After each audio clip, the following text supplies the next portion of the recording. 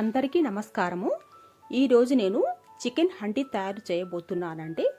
ఈ రుచికరమైన చికెన్ హండీ తయారు చేయడానికి ఒక అరకేజీ చికెన్ తీసుకోవాలి. దీన్ని శుభ్రంగా వాష్ చేసి పక్కన పెట్టుకోండి. తర్వాత ప్యాన్లో ఆయిల్ వేసుకోవాలండి.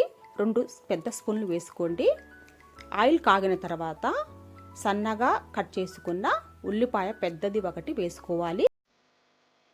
ఉల్లిపాయను బ్రౌన్ కలర్ వచ్చే వరకు బాగా ఫ్రై చేసుకోవాలండి. ఈ విధంగా ఫ్రై చేసుకోవాలి.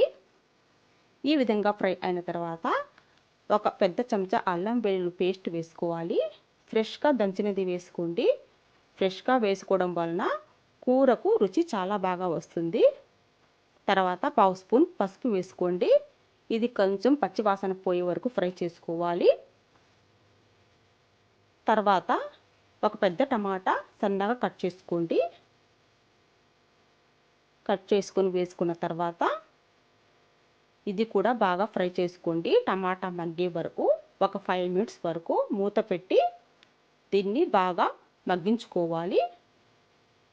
ఈ విధంగా టమాటా మగ్గిన తర్వాత శుభ్రం చేసిన చికెన్ను ఇందులో వేసుకొని చికెన్ను బాగా ఫ్రై చేసుకోవాలి. ఈ విధంగా చికెన్ చేస్తే చికెన్కు నీచు వాసన లేకుండా చాలా రుచిగా వస్తుందండి. చపాతీలోకైనా రైస్లోకైనా ఈ కర్రీ చాలా టేస్ట్గా ఉంటుంది. తర్వాత 1 స్పూన్ కారం, ధనియాల పొడి, గరం మసాలా, ఉప్పు, మీ టేస్ట్కి తగ్గట్టు కారం, ఉప్పు వేసుకోండి. నేను 1 స్పూన్ వేసాను ఇక్కడ. మీరు ఎక్కువ తినే మాట అయితే కొంచెం కారం ఎక్కువ వేసుకోండి. ఈ పొడులు వేసిన తర్వాత బాగా ఫ్రై చేసుకోవాలి. పెరుగును ఈ విధంగా గట్టిగా అయ్యే వరకు జల్లెడలో వేసుకొని ఈ చికెన్లో వేసుకోవాలి. వేసుకొని దీన్ని బాగా కలుపుకోండి. ఈ పెరుగు వేయడం వల్ల చికెన్కు రుచి డబల్ అవుతుందండి. చూడండి, 10 నిమిషాలకు చికెన్లో నుంచి నీరు వచ్చి ఈ విధంగా గ్రేవీ లాగా వస్తుంది.